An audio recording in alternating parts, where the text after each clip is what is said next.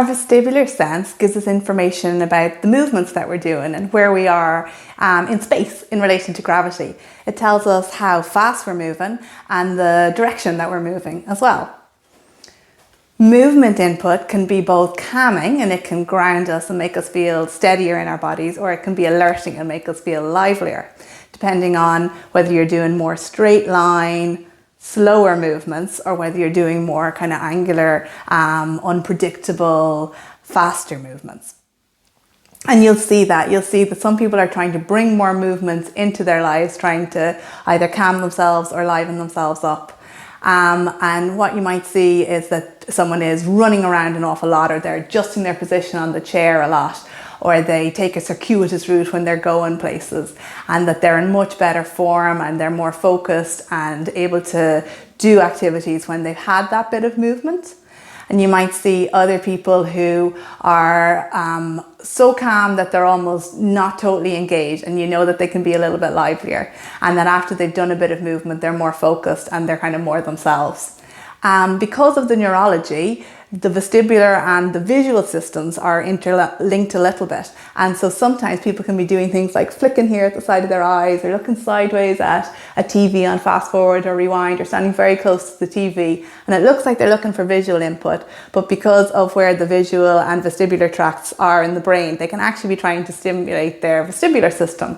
So it's just something interesting to have in the back of your mind and to consider.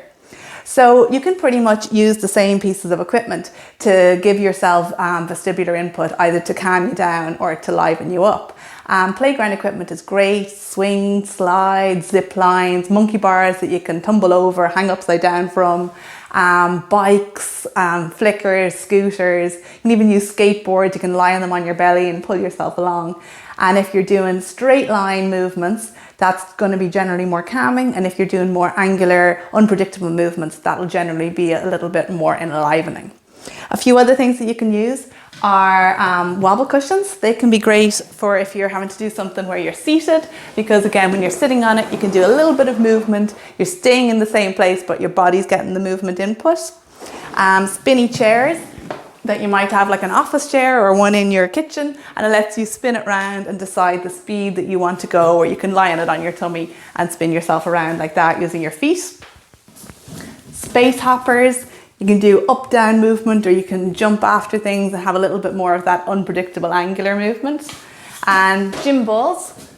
Again, you can sit on these maybe while you're watching TV, or like if you're working at a desk, or while you're having your dinner. And again, it lets you either do the up-down kind of calming, grounding movement, or you can wriggle yourself around a little bit more. You can even put them on the ground and like dive over them, try to hold your balance on them, or you can do it a bit more rhythmically as well, where you're lying on it like this and you're pushing from your hands to your feet and you're getting that sort of input.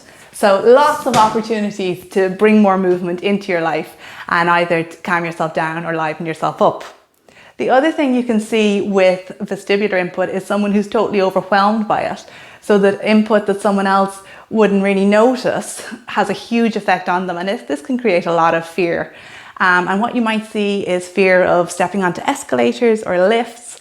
Anytime that their feet are off the ground, so even if they're stepping up a small curb or stool, a lot of fear around that. Learning to ride a bike, someone picking you up and spinning you around, all of those movements would just feel like a total no-go.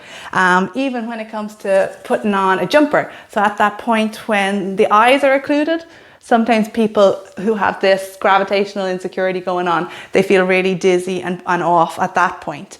And if they're sitting on a chair or going to like lie back in the bath, they'll be really uncomfortable. So say at the hairdressers, if you're having to lie back like that, it'll just be something that does not feel possible to their body. So when you're working on that, the first thing is to speak to the fear, because their body and brain are telling them that these movements are no-goes and are dangerous. So you can help them recognize that this is the message they're getting, but that actually they can say to their fear, thanks for trying to keep me safe, but I've learned now that this is actually something I can do and I'm going to try it out. Go totally at the person's own pace and don't break the trust. So if you tell them that you're not going to push them or you're not going to let go of them, don't. So that they know that they can trust you to help them through this. be really specific in what you're working on. So if they want to work on climbing a flight of steps, make sure you're working on the steps that they're going to be climbing. If they want to learn to ride a bike, make sure you're using the bike that they want to learn on. Bring in resources from the other sensory systems. So say the proprioceptive sense, you could let them wear a lycra garment that's giving them more proprioceptive feedback, or these weighted sandbags that they can wear on ankles or their wrists, or like on their shoulders, or just holding something heavy gives a little bit more proprioception. And the visual system as well. So getting them to kind of maybe have a mirror if they're going to have to lean back in a chair or the bath, so that they can see how close it is to them, and that they're getting that visual reassurance while they're doing the movements as well.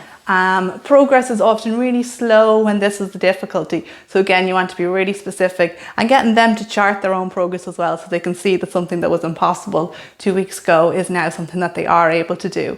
And it's again something that you want to keep on with. So you want to make sure it's something that they want to work on, and then keep going, because once you stop, then that progress can be lost. So lots of different ways that you can use movement. Have a look at how you use it and how your body feels, how your mood feels, and what works for you.